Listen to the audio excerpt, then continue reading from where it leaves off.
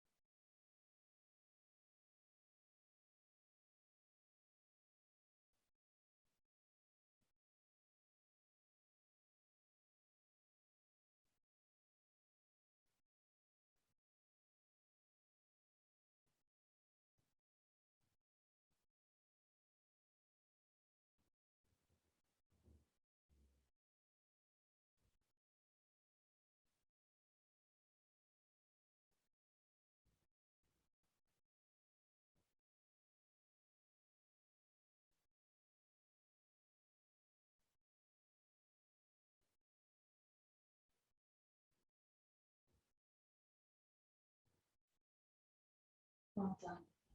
Now with that steady and even breath, let's bring it into an even tempo, meaning a match of the length for the inhale to the exhale. That may require a count, or you might just feel into that as your own internal tempo. So it could be inhale, 2, 3, 4, exhale, 2, 3, 4. Inhale, 2, 3, 4, exhale, 2, 3, 4. In, out.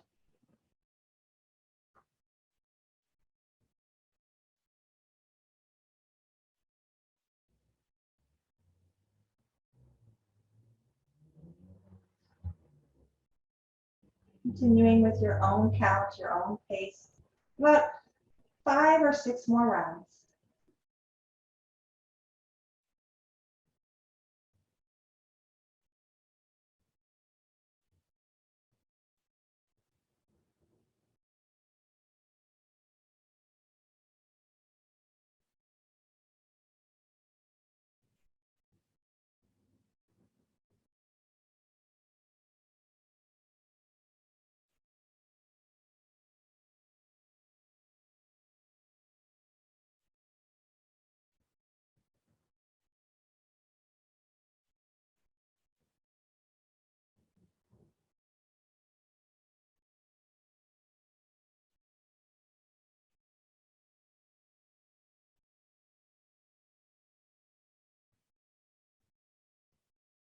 Done. Bring the soles of the feet together and let the knees fall out. Bring the hands somewhere to the outside of the head or the forehead and the elbows together. Right? So now what we're going to do is we're going to reverse the shape of the arms and the knees with that flow of an even tempo breath. Let the movement of the limbs take as long as the movement of the breath. In other words, inhale and open the elbows, 2, 3, 4, as closing the knees. As you get to that end, reverse. Exhale, open the knees, close the elbows, 3 and 4. Inhale, 2, 3, 4. Exhale, 2, 3, 4.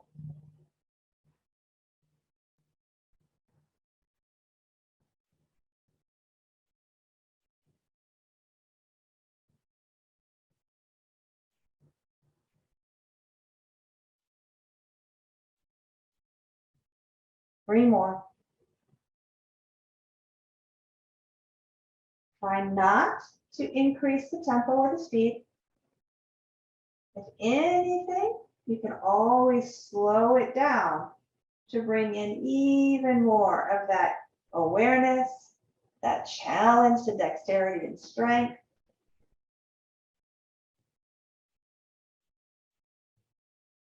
Last one. As the knees come up, plant the feet a little wider, and then unwind the hands to box and sway elbows and knees in opposite direction.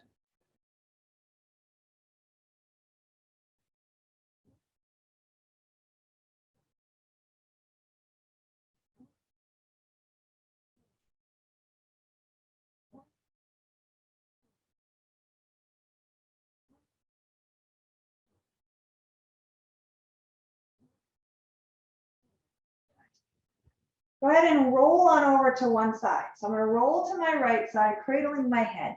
And now I've got some room to circle that top shoulder.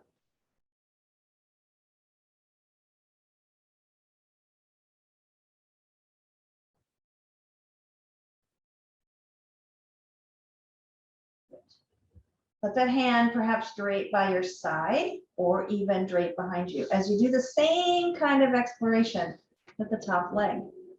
It doesn't have to be attractive, doesn't have to be smooth, doesn't have to be circular. Maybe it's more of a figure 8, right? Maybe it's more of an extended kick, right? Just moving that lower leg, the lower body's upper leg would technically be a little more accurate. Oh my goodness, that feels so good. All right, let's come on over. Now I'm going to flip from one end to the other, but you can just roll over onto your spine and do the same thing on the other side, right? Rolling through center and over to cradle the second side. Knees tuck, elbow holds the head, and the top shoulder circles and rolls.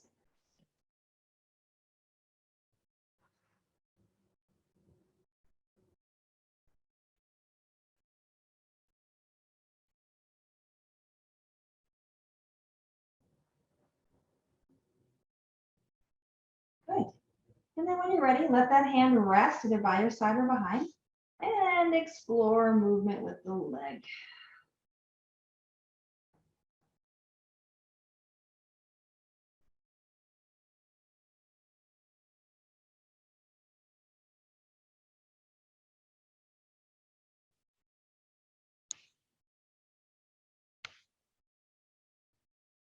Doesn't have to be the same pattern. Doesn't even have to repeat the circular pattern. Just moving the limb in any way that it wants to go. Good. As we roll onto our back body, once again, bring one knee in, jackknife, and circle the ankle. Option to extend the other leg out long. You can even simultaneously circle both ankles.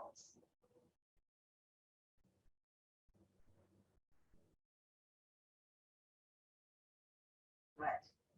All right, long leg is going to come back up. That's going to ease that low back. Bring both knees in, squeeze, and space. Squeeze, and open some space. If you want, add the head and sternum lift towards the ceiling. Not so much curve, just lift it, and space. And lift, and space. 3 more.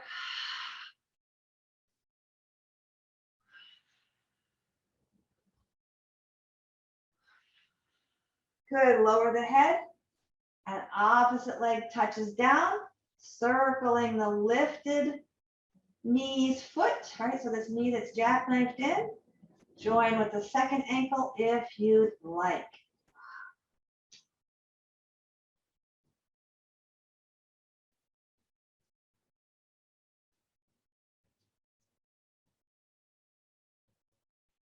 Nice.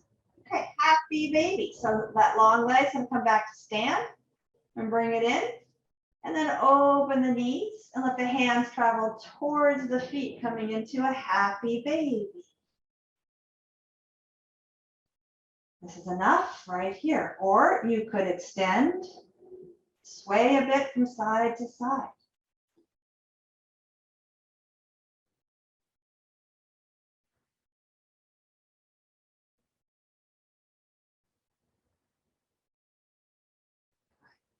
Maybe the soles of the feet come together and you draw them down towards the pelvic floor, down towards the pubic bone. All right, we'll go ahead and bring the feet to the floor. We move through a few pelvic tilts and then into our bridge lift. So the pelvic tilt is very small, flattening out the low back to the floor, and the bum might lift up a little bit. And then rolling as if your tailbone itself, as if the bottom of your sits bones could reach the floor. They can't, they won't. We're just gonna rock from one end to the other, tilting the pelvis. Posterior tilt, the pubic bone lifts and the waistband flattens. Anterior tilt, the tailbone reaches and the as is, that's the front part of the hip bones, reach towards the knees.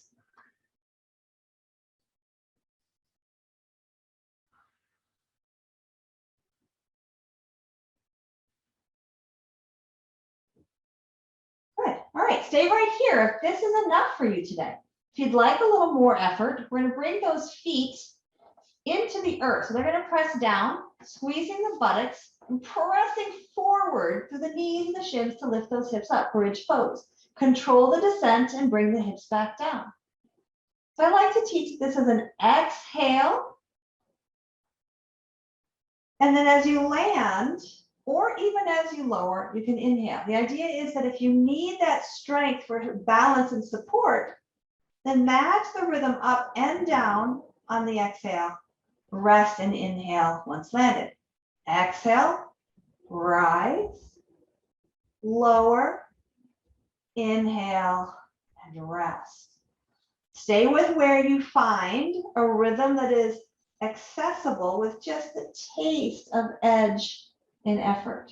And that might mean you're ready to move the arms with the legs, meaning with the lifting pelvis. Fire in the buttocks, meaning use that muscle in the meat of your buttocks to propel you up by pressing down through the heels of your feet.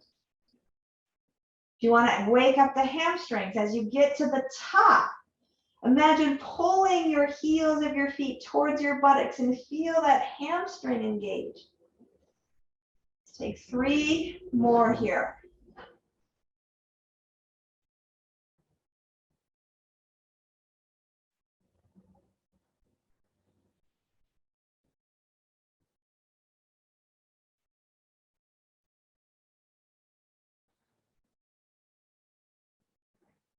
Now we're going to flip on over to our table pose. So you can roll over to the side, press yourself up and flip over to hands and knees.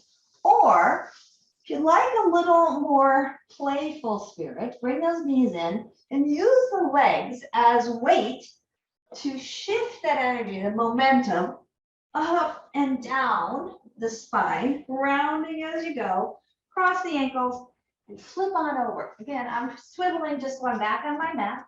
Once you're here, walk the hands a little long, and then dropping the hips forward, drop the chin, floss the spine. Hips come back, chin looks up as the hips sink towards the heels. Right, so this little tug on either end of the spinal cord in the spinal column. It's not the deepest stretch of the muscles, but rather a focus on the nerves in that spinal cord and extending out to the limbs of the body between the vertebrae.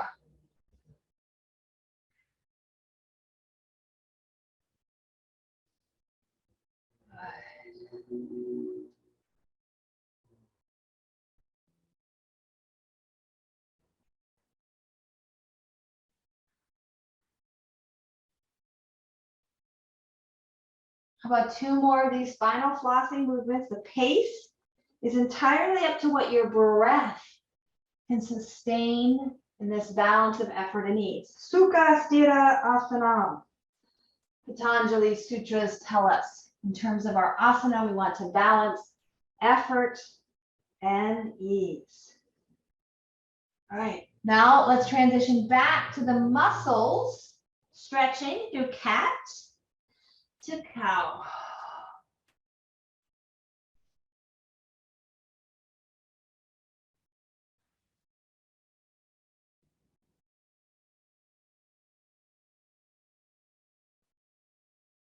Now we can take this back into that up dog child's variation. By simply tilting the head in the opposite direction, we get the stretch back. So the hands reach a little longer. As my hips come forward, my chin reaches up and away, and maybe even folding the knees to bring the feet towards the buttocks. So now the whole front body lengthens. Unwind by lowering the shins and the chin, engage the belly and the core, and I can come back to child's pose, stretching the backside. I can even tuck those toes under to get that stretch to plantar fascia, or rabbit, hold the heels, hold the thighs, tuck the chin, and lift the hips. Again, exaggerating particularly that lumbar stretch. Take your time. Build it, krama by krama.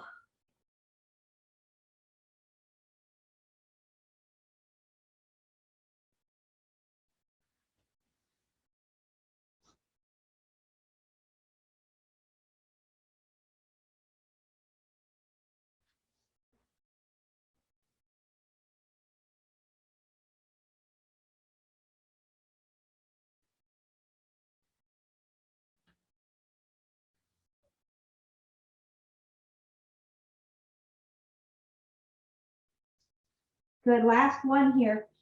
Move to the pace that's available for you. And that doesn't always mean that the last one needs to be the fullest expression. Perhaps there's some fatigue showing up and you want to allow a little more ease. After that final round, rest into your child's pose and take a breath.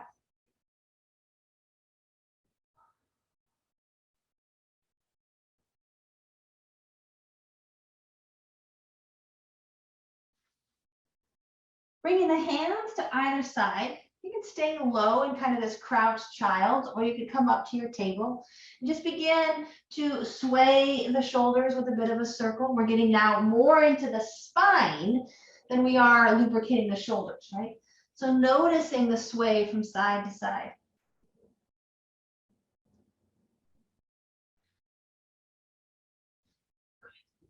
And then steady the hips and walk the hands around like you're making a C shape. Both sits bones stay as close to those feet as they can, or as level and even as you can. And walk the shoulders around.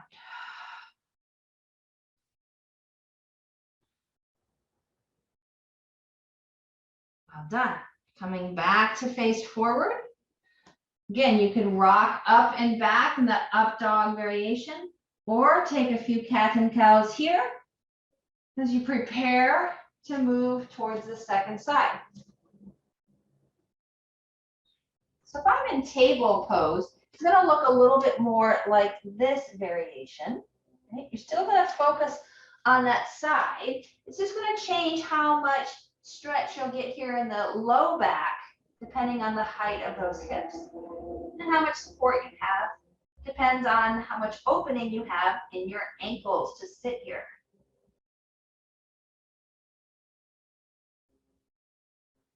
Good. As you unwind, rising back up to table, we're going to flip this open, right? So my left shin comes horizontal on the mat. My left arm supports. Right leg extends and right arm reaches, really exaggerating that side curve. Option for a little effort, bring the elbow and knee together. I know it's not super attractive, but it's super effective to wake up these obliques and the core muscles. One more time. And then as that knee comes down, as the foot and knee comes down, we're going to thread that top arm. So swivel and thread underneath. and open, right into the spiral and thread underneath.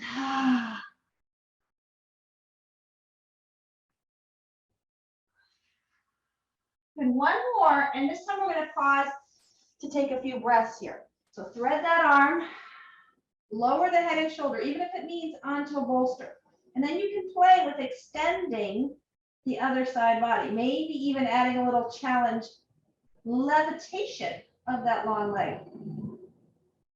Don't worry if you fall over, laugh it off, climb back up and begin again.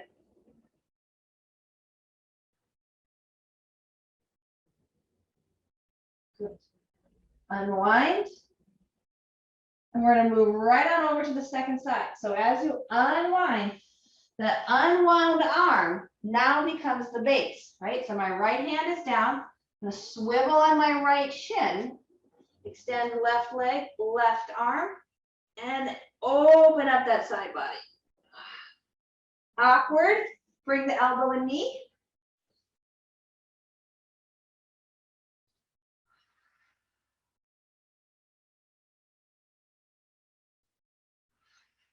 Good. Thread the needle. So close towards table. Thread that arm underneath. Ay, ay, ay. Twist. Open. And close. Two more.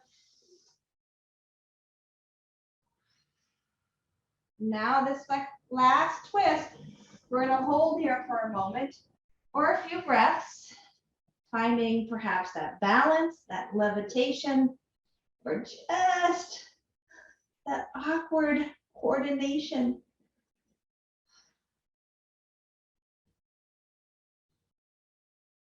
Well done. As you release, lower, and unwind.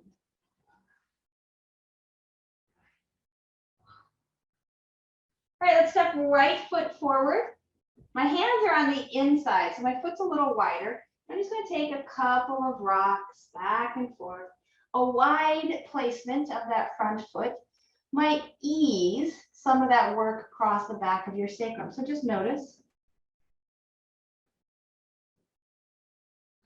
And then stacking the knee over the ankle. The opposite hand stays on the floor. Take one more twist by bringing the hand to the knee and twist towards that thigh, right? Opening up the front of the back hip. Now maybe you are a lot more in this box shape, right? Box back knee, box front knee. That's okay. You'll have less stretch for the back leg, but we're focusing here on the mid, low back as we twist the torso. Well done. Unwind.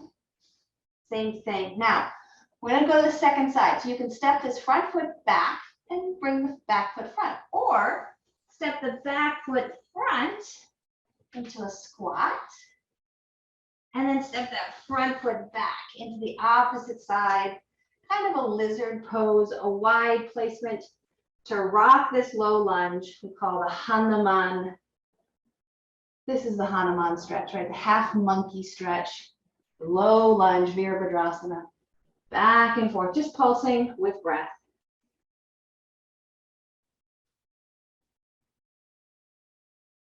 Hamstring feels so good to move, especially after that activation in the bridge lift. Boy, my hamstring really benefits from that. All right, opposite hand plants, hand to thigh, twist the torso, keep pressing those hips forward.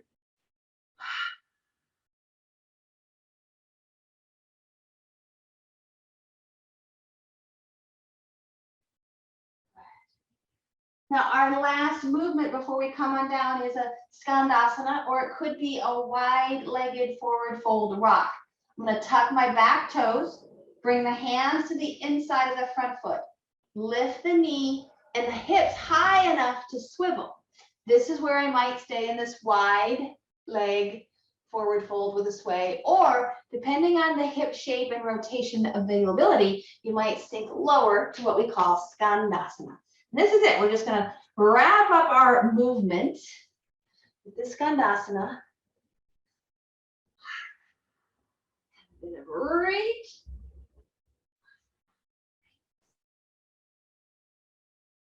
And that's it. You come back, unwind, and find your way to Savasana. Now, you could traditionally come down for Savasana on your back, but maybe, just maybe, come into your belly would be exactly what you need to unwind some of that abdominal work we did.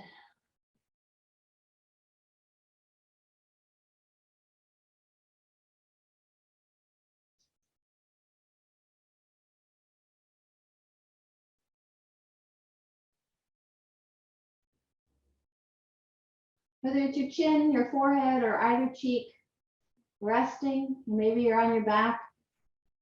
Let go of effort, let go of attention even as to what your body is doing or not doing. Accommodate any adaptations as the mind becomes aware of them, for sure, but ultimately looking for where you can be with what is here, right now, just as it is.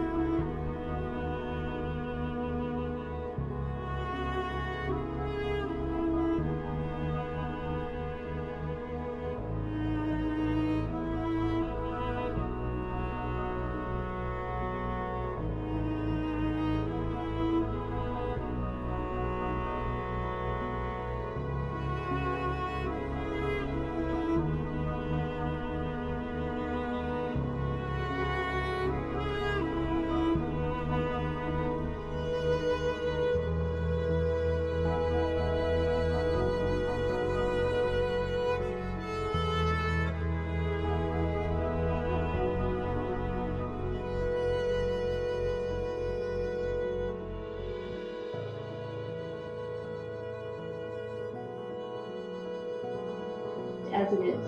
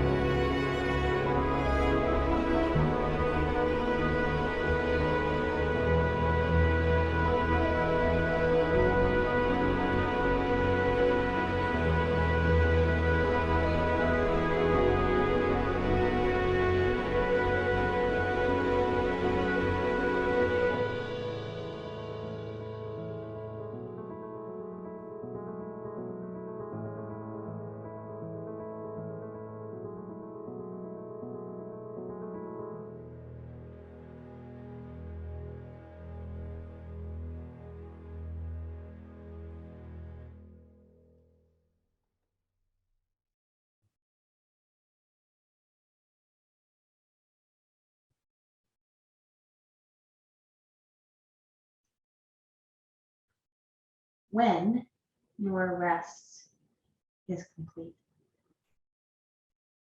reanimate the body, noticing where movement is most readily available as you make your way back to your seated shape. Just at that middle place between Savasana and engaging in your life, seated place to align head, heart, and belly, to reorient to this working movement from our therapeutic movement here in the practice. How does it feel to have moved and breathed and given yourself permission to cultivate permission for rest, the opportunity for rest? May you breathe deeply, move freely, labor lovingly, and live vibrantly. May you be well. Thanks so much. Namaste.